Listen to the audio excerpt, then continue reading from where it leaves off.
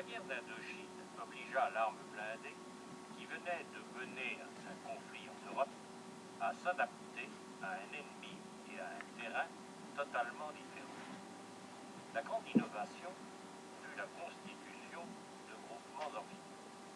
2 escadrons de crabes furent créés en 1949, le premier au 1er régiment étranger de cavalerie en Cochinchine, le second au Tonkin au 1er chasseur. Le lieutenant de la SUS en prend le commandement. Sa base arrière est installée dans les bâtiments de la gare de Namur. De la taille d'une Jeep, le crabe, engin amphibie léger à chenilles, peut se déplacer sur terre comme sur l'eau. Son terrain de prédilection étant la rizière rouge. Armé d'une mitrailleuse de 30 et parfois d'un mortier de 60, il n'est pas blindé. Son équipage est de 4 hommes. Un chef de bord, un tireur, un pilote, un radio. L'escadron de 22 crabes comprend 3 pelotons de 6 crabes de combat, 2 crabes de dépannage et 2 crabes de commandement. La fragilité des chenilles interdit de longs déplacements sur route. Le moyen de transport le plus utilisé pour se rendre sur les lieux d'engagement est le LCT, Landing Craft Tank, bâtiment capable d'accueillir un escadron. Si le transport par voie d'eau est impossible, il se fait par camion, à raison d'un crabe par camion.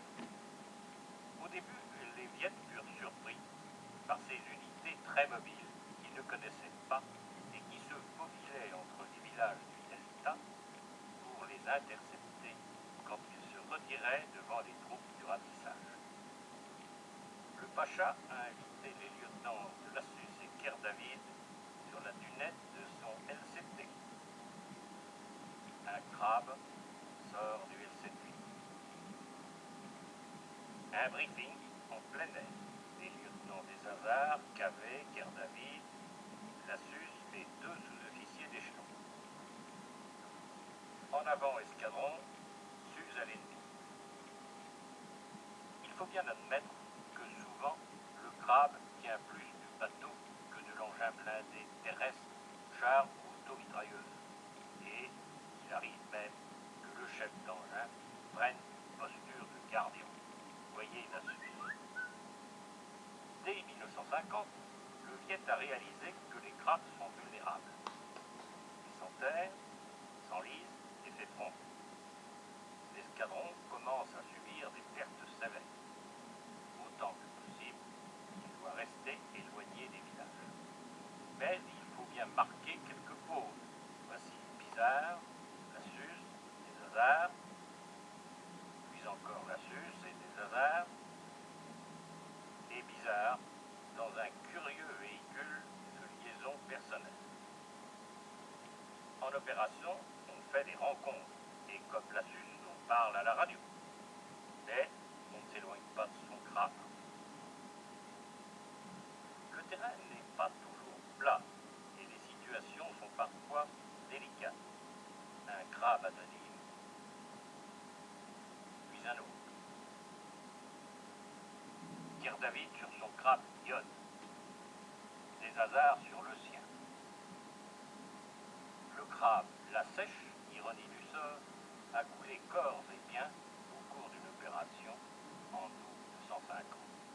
Heureusement, grâce à l'antenne, l'échelon l'a repéré et l'a remis à flot en 3 heures. Les Viettes ont longuement salué l'exploit lors de notre retour. Encore un déchenillage. En opération, il y en a 3 ou 4 par jour en moyenne. L'échelon se porte sur les lieux et prodigue à la victime une bonne demi-heure de soins intensifs. Ce sont les photos souvenirs du lieutenant Jacques Cavet, officier d'échelon au 1er escadron du 1er chasseur, ici, à côté de sa Jeep, sur la place de la gare de Namur. Les pertes ont été lourdes. Il fallait corriger la faiblesse des unités de crabe en leur fournissant des armes d'appui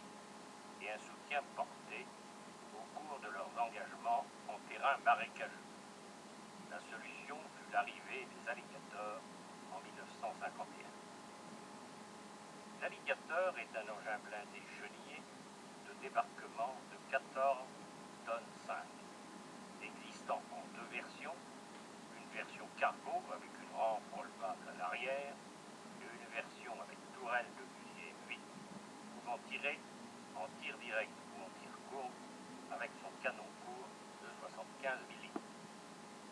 En plus de leurs équipages, les Alligator cargo embarquaient un demi-peloton 10 à 15 hommes et disposaient de deux mitrailleuses de 12-7 à l'avant et de deux mitrailleuses légères à l'arrière. Ainsi naquirent, en fin 1951, les groupes d'escadrons de Peavey, comprenant chacun un escadron de crabes et un escadron d'alligators. Le commandement en apprécia rapidement la valeur et eut même tendance à les employer un peu à tout